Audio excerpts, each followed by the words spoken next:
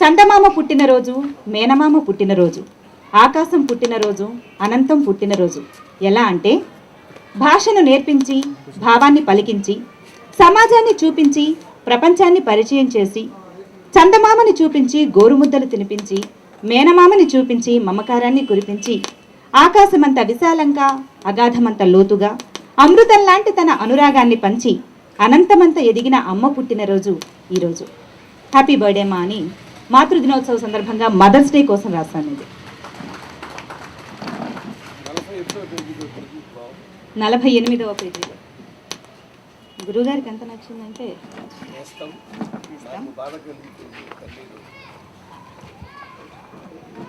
Thank you గురువుగారు, మంచి కవిత. ఎందుకంటే ఇది నేను బాగా ఫీల్ అయ్యి రాసింది, ఇది నాకు సంబంధించింది. నా మిత్రుడు చనిపోయిన తర్వాత తన కోసం రాసింది. నేస్తం, నాకు బాధ కలిగితే నువ్వు కన్నీరవుతావు, నాకు సంతోషం వస్తే నువ్వు నవ్వుతావు, నేను ఓటమి పాలైతే నువ్వు నిరాశపడతావు, నాకు మంచి అవకాశం వస్తే నువ్వు ఎగిరి గంతేస్తావు, నేను అలసిపోతే నువ్వు ఓదార్పు అవుతావు, నేను సొలసిపోతే నువ్వు పరుపు అవుతావు, నాకు ఎండ తగిలితే నీడనిచ్చే చెట్టు అవుతావు, నాకు చలి పుడితే వేడినిచ్చే షాలు అవుతావు, నేను వర్షంలోకి వెళ్తే తడవనివ్వక గొడుగు అవుతావు, నాకు ఆకలిస్తే అమ్మవవుతావు, నాకు నిద్రొస్తే నాన్నవవుతావు. అటువంటి నువ్వు నన్ను వదిలి ఇంత త్వరగా ఎందుకు వెళ్ళిపోయావు? ఇది రాశానండి. ఫిబ్రవరి 10వ తారీఖు మా మిత్రుడు రామ్మోహన్ రాజు గారు చనిపోయారు. నాకు చాలా ఇష్టమైన ఫ్రెండ్. ఈ ఫీలింగ్స్ అన్నీ కరెక్ట్గా తనకి అంత బాగా నన్ను అపురూపంగా ఒక అమ్మాయినని కాదు, ఒక మనిషిలాగా గౌరవించాడు నన్ను. అంత మంచి మిత్రుడు పోయిన తర్వాత తనకు అంకితం ఇస్తూ రాసిన కవిత ఇది. ఇంకొకటి, జనరల్గా అబ్బాయిలు ప్రేమలో పడితే అమ్మాయిని వర్ణిస్తూ చాలా చాలా రాస్తారు. అదే ఒక అమ్మాయి ఒక అబ్బాయిని వర్ణించమంటే ఏమని వర్ణిస్తుందండి?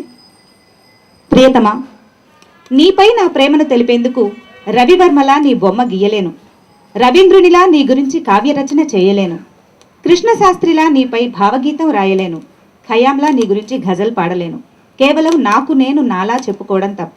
ఎందుకంటే నేను అమ్మాయినని నువ్వు అబ్బాయివని కాదు, నువ్వే నేను కాబట్టి నేనే నువ్వు కాబట్టి. మరి మన మనసు సందేశం మనసిలాయో అంటే, మనసులాయో అంటే అర్థమైందా అని మలయాళంలో ఉంటుంది కదా, అందుకని కొంచెం ఆ పైత్యం కూడా ఇందులో ప్రదర్శించాను. అలా రాశానమాట. ఇంకా అవకాశం ఇస్తే ఇంకా చదవమంటే 2-3 చదువుతాను.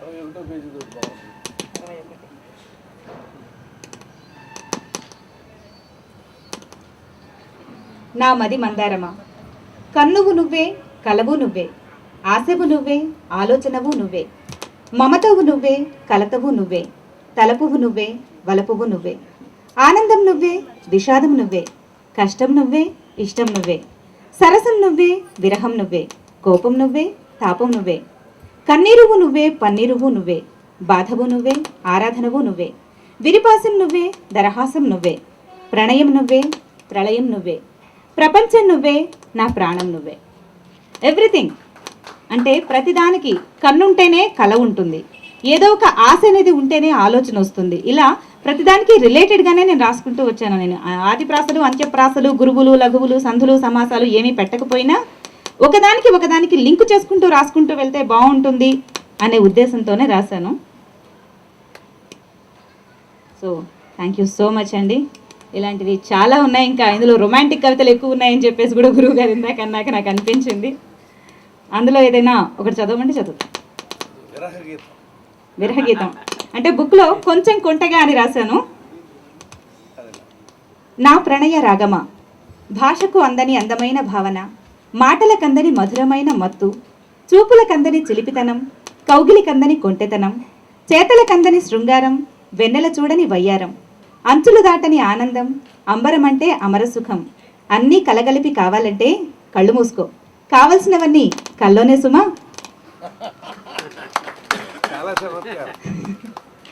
సో ఇలా రాశానండి. నాకు ఇన్స్పిరేషన్గా ఇక్కడ ఉన్న వాళ్ళు మగవాళ్లే కాదు, లేడీస్ కూడా. రమణి గారు, నేను తనని ఎప్పుడు అక్క అని పిలుచుకుంటూ ఉంటాను, తనని ఎప్పుడు పిలవలేదు కానీ, ఎందుకంటే తను రాసిన మధుమాసం సినిమా నాకు చాలా ఇష్టం.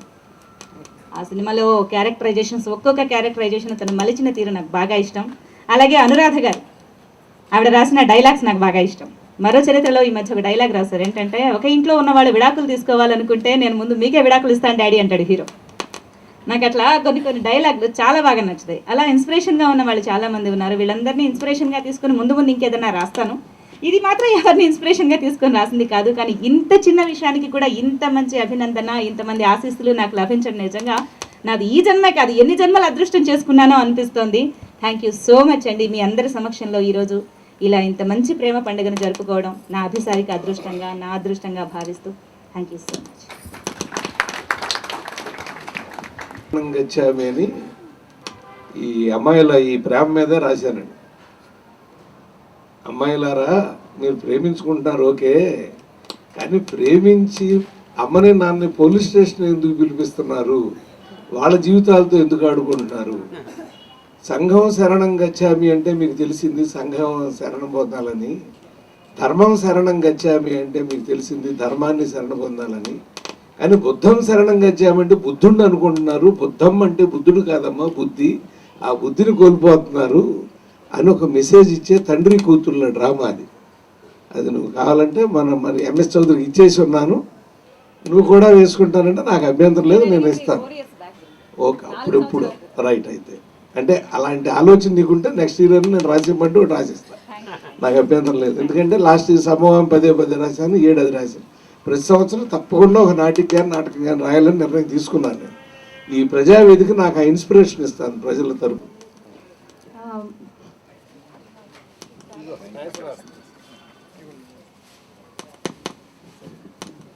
సభకు నమస్కారం. ఈ పుస్తక ఆవిష్కరణ సందర్భంగా నేను ఒక్క విషయం చెప్పేసేసి నేను సెలవు తీసుకుంటాను. సరస్వతీదేవి మొన్న మధ్య ఒక పనిగారని ఒక ఆయన రైటరు చిన్న జోక్ అని చెప్పాడు నాకు, కానీ అది జోక్ కాదు, చాలా బాధాకరమైన విషయం. అది చెప్పడం చాలా సిన్సియర్గా చెప్పాడు ఆయన. ఏంటంటే ఒక అతనికి కడుపు నొప్పిగా ఉంది, మోషన్ అవ్వట్లేదని డాక్టర్ దగ్గరికి వెళ్ళాడు. డాక్టర్ గారు ఏదో ఒక చూర్ణం ఇస్తున్నాను, దీంతో నీకు రోజు ఇంకా బాత్రూంలో కూర్చోటం ఇంకేం పని లేదని ఇచ్చాడు. కానీ ఫలితం చూపించలా. మళ్ళీ వచ్చాడు, ఏంటంటే అంటే మీరు ఇచ్చిన ఆయుర్వేదిక్ వైద్యం పనిచేయలేదండి అని. సరే ఈసారి ఇంకోదో త్రిఫల పంచఫల సూర్ణమో ఏదో ఇచ్చాడు, ఇక రేపటికల్లా నువ్వు స్మాష్ అని. కానీ మళ్ళీ వచ్చాడు, స్వామి శరణం స్వామి అసలు కడుపు కదలలేదని. బాబు నువ్వేం చేస్తుంటావు అన్నట్ట. నేను రైటర్నండి, రచయితను. మరి ఆ విషయం చెప్పొచ్చు కదా, ఇన్నాళ్ళ నుంచి ట్యాబ్లెట్లు ఇస్తున్నాను, ఒక అందిస్తాను, పోయి భోజనం చేయి, అప్పుడు మోషన్ అవుతుంది అన్నట్ట.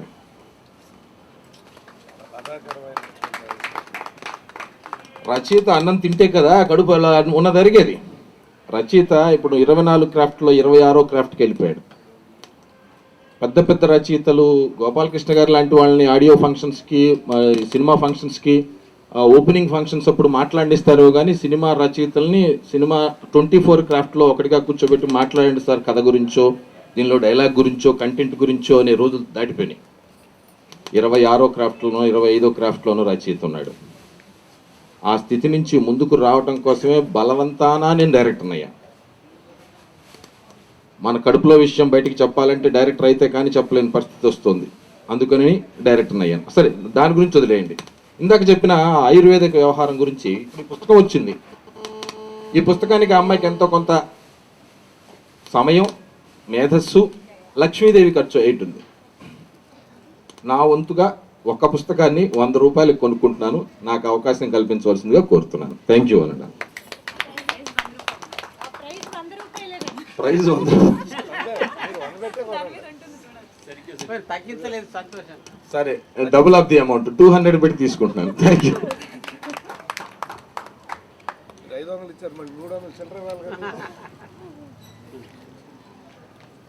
థ్యాంక్ యూ అన్న.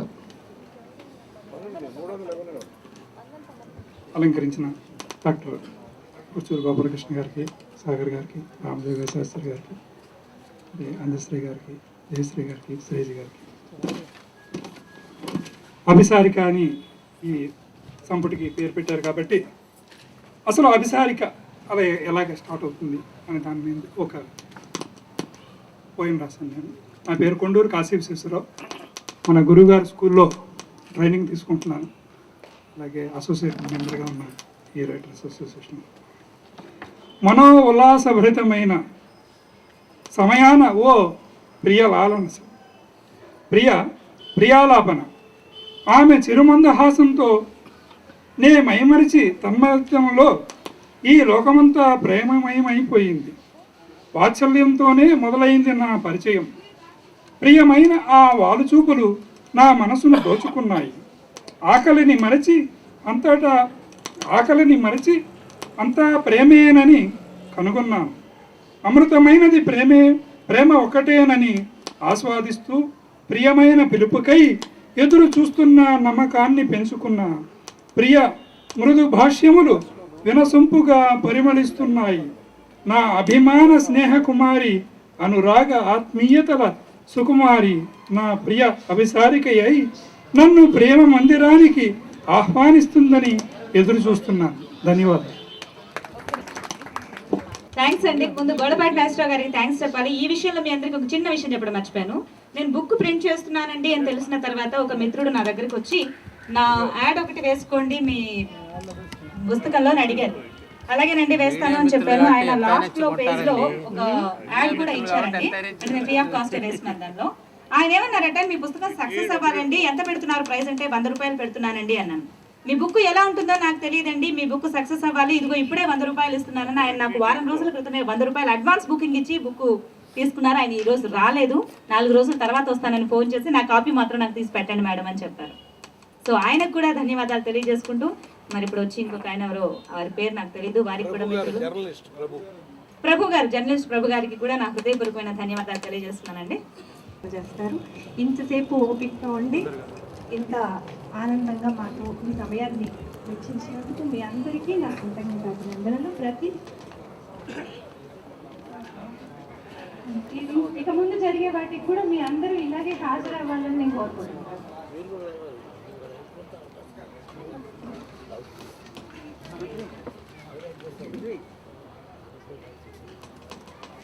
శుభం భూయాత్.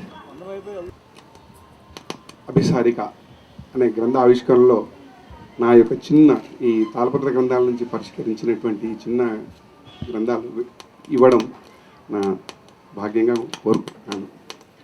కవీర్ మనీషి పరిభూహు స్వయంభూహు అని కవి శబ్దము బ్రహ్మకు పర్యాయపదంగా వైదిక వేద మంత్రాల్లో కనిపిస్తుంది. ఇది స్పష్టం. అలాంటి కవిత్వాన్ని, రసగంగని సృష్టించి, కవిత్వం ఒక రసరాగ సృష్టి, భావనాలోక మహత్వంగ తరంగం, సెలయేటి గలగలల్లో, ఆమని అందారాల్లో, చిగురాకు తలతలల్లో, ఆకలి కేకల అరుపుల్లో సైతం కవిత కనిపిస్తుంది. అంతటి చక్కటి ప్రేమ కవితని రాసినటువంటి మిత్రురాలు మన శ్రీజ గారికి నా యొక్క అభివందనలు తెలుపుతున్నాను. శుభం భూయాత్. వాగర్థాభివ్యక్తి. అదే ఇప్పుడు పరిష్కరించిన మన ఈ తాళపత్ర గ్రంథంలోంచి 450 పేజీల ఆయుర్వేద గ్రంథం ఒకటి ఇప్పుడు ముద్రణలో ఉంది. అది మన సారు పెద్దవారు గురువులు అవకాశం ఇస్తే ఆ యొక్క ఆవిష్కరణ కూడా ఇక్కడ చేద్దామని అనుకో. అందరికీ ఇది అంటే చరిత్రకు తెలియదండి. ఇది ప్రాకృతము, ప్రాకృతాన్ని పరిష్కరించాం కాబట్టి సంస్కృతం అయింది. కాకుండా బ్రాహ్మీ కరోస్లిపిల్లలో ఈ యొక్క కాపర్ ప్లేట్స్ దొరికాయి. అవి నేను పరిష్కరిస్తున్నాను. నా భాష నుంచి వెళ్ళాను. అందుకని అవి మీ యొక్క అందరి అండదండలు, ఆశీస్సులు ఉంటే అవి బయటకు తీసుకొచ్చి వెలుగులోకి తీసుకొస్తున్నాను. జర్మనీ దేశస్తులు కూడా నాకు ఇక్కడ ఎలా పద్మశ్రీ ఉందో అక్కడ నాకు అది ఇచ్చారు. ఇప్పుడు ఈ 200 తాళపత్ర గ్రంథాలు కూడా నేను చరిత్రలో బయటకు రాలేదు, ఇప్పుడిప్పుడే వస్తున్నాను. అందుకని వెలుగులోకి తీసుకొస్తున్నాను. శుభం భూయాత్. ఇది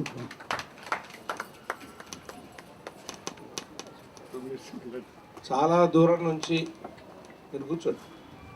చాలా దూరం నుంచి వచ్చాడు తమ్ముడు సుద్దాల అశోక్ తేజ. ఒకసారి వచ్చి ఇప్పుడే పుట్టిన రచయితను ఆశీర్వదించి వెళ్ళవలసింది కదా. ఇప్పటికే అభిసారిక అనే కవితా సంపుటి రాసింది. ఆమె ఊరిని ఆశీర్వదించి అంతే. నువ్వు వచ్చావు అంత దూరం నుంచి. ఎన్టీ రామారావు గారు అనసూయమ్మ గారు అన్నప్పటికీ ఎరసాలు కొట్టేసి నేను కొబ్బరికాయలు కొట్టేవాడిని కాదు. మీరు కొట్టట్లేదు ఏమి అన్నాడు. నాకు కొట్టడం అలవాటు లేదండి, నమ్మకం లేదన్నా. కొట్టి చూడండి ఏమవుతుందో అన్నాడు. ఆ సినిమా 200 రోజులు ఆడింది. అప్పటి నుంచి అట్లా నీ నోటితో ఏం మంచిదనం ఉందో అలా.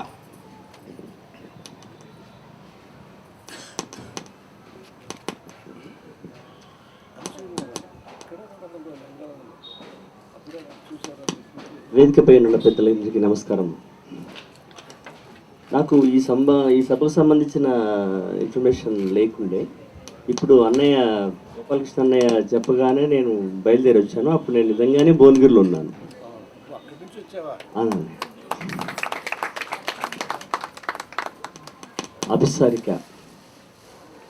అభిసారిక అష్టవిధ నాయికల్లో అభిసారిక అంటే గోపాలకృష్ణ అన్నయ్య లాంటి పెద్దవాళ్ళు చెప్పగా విన్నది ఏంటంటే, ప్రియుడి కోసం తాను రెడీ అయి తాను అలంకరించుకొని తన గదిని కూడా అలంకరించి తన పరిసరాలని తనని తన హృదయాన్ని తన యొక్క ఆహార్యాన్ని తన యొక్క శరీరాన్ని మనస్సుని రాబోతున్న ప్రియుడి కోసం సంసిద్ధపరచి ప్రణయ హృదయంతో ఎదురు చూసేటువంటి నాయికని అభిసారిక అంటారని పెద్దలు చెప్పగా విన్నాను.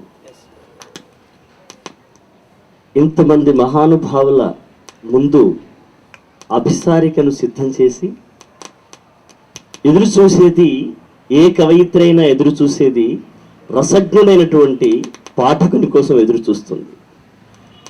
ఈ అభిసారిక రసజ్ఞులైన విజ్ఞులైనటువంటి అందరినీ ఆకర్షించుకొని ఆ అభిసారికని మేధో హృదయంతో హత్తుకునేలా చేయాలని నేను కోరుకుంటున్నాను. ఆ సందర్భంగా శ్రీజని అభినందిస్తున్నాను. అది చదివిన తర్వాత నిజంగా బాగుంటే తప్పకుండా ఆమెకు ఫోన్ చేసి మాట్లాడతాను. లేదా ఏదైనా అవకాశం ఉండి ఏ టీవీలోనో లేకపోతే ఏ సభలోనో ఏ పుస్తకావిష్కరణలోనో మాట్లాడే సందర్భం వస్తే అందులోని విషయాన్ని ఉదాహరణగా చెప్పేటువంటి అవకాశాన్ని నేను తప్పకుండా సహృదయంతో స్వీకరిస్తాను. అభినందిస్తున్నాను. Thank you.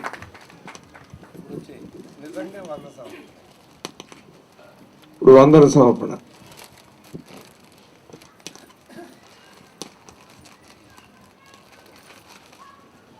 వేదికను అలంకరించి శ్రీజని ఆశీర్వదించిన పెద్దలందరికీ హృదయపూర్వకంగా కృతజ్ఞతలు తెలియజేసుకుంటున్నాను. ఈ సభని అలంకరించి ఈ కార్యక్రమం అంతా మొదటి నుంచి చివరి దాకా ఆసక్తిగా చూస్తూ మీ చప్పట్లతో ప్రోత్సహించి ఆమెని ఆశీర్వదించినందుకు మీ అందరికీ కృతజ్ఞతలు తెలియజేసుకుంటున్నాను. శ్రీజ, ఒక మాట చెప్తా. ఎప్పుడూ అబ్బాయిలు అమ్మాయిలు వర్ణిస్తూ అమ్మాయిల గురించి పుస్తకాలు